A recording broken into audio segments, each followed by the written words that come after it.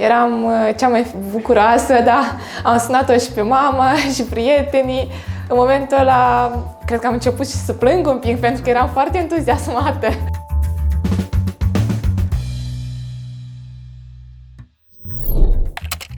Mă numesc Gula Sebastian. Sunt tester. Programator. Sunt student la calculatoare în anul 3. Momentan lucrez pe tehnologia Node.js. Frontend, React. Puneți niște întrebări. Să-mi zic impresiile despre internship-ul de grup.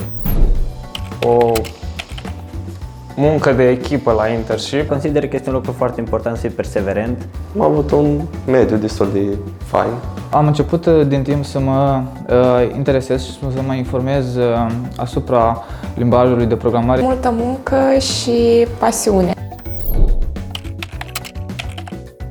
Am aplicat în primăvară pentru internship-ul de vară. Am avut un interviu cu cei de la HR și un interviu tehnic după test. Îmi doream ca să văd cum merg lucrurile într-o firmă de dimensiuni mai mare. Și am zis că asistul este de ce am nevoie.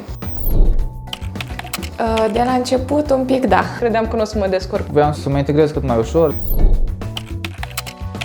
Am cunoscut o grămadă de oameni noi, am avut perioada de acomodare, care a fost în prima zi. A fost ceva wow. Chiar nu mă așteptam ca oamenii din firmă să ne primească atât de bine.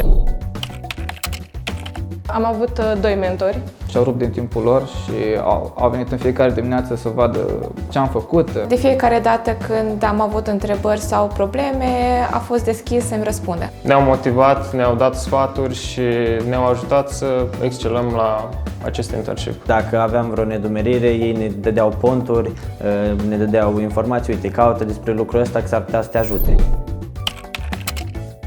Am descoperit că întotdeauna se poate mai mult. Pot să învăț foarte multe chestii într-un timp destul de scurt. Îmi place să lucrez în echipă.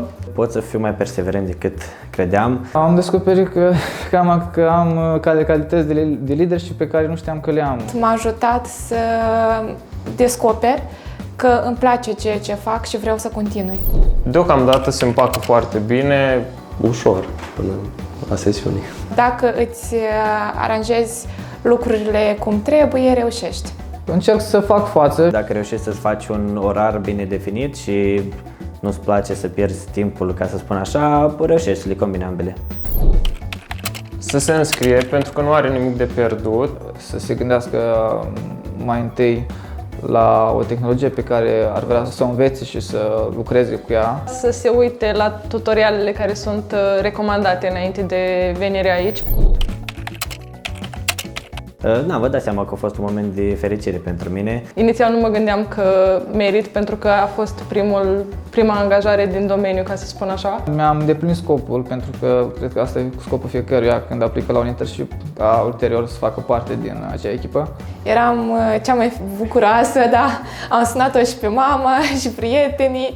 În momentul ăla, cred că am început și să plâng un pic, pentru că eram foarte entuziasmată. Am sesizat că mi-am atins scopul pe care mi l-am pus pentru anul acesta.